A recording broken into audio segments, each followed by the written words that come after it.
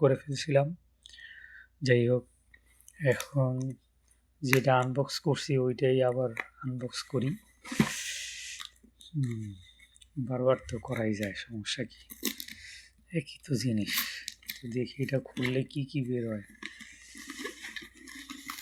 আপনারা তো মনে করবেন কি না কি। এর ভিতর থেকে তো দেখা যায় কঠিন জিনিস বেরিয়েছে। এই দেখেন অ্যামাজনের ভিতর থেকে কি জিনিস বেরিয়েছে দেখছেন?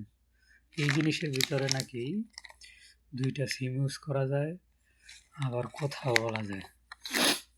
আচ্ছা, আর কি সৌদির কি হাবিজাবি দিছে। যাই হোক, আর এইটা একটা পাওয়া গেছে।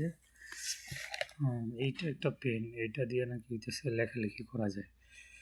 পরবর্তীতে দেখা যাক ইনশাল্লাহ আদৌ কি এটা দিয়ে লেখালেখি করা যায় কিনা।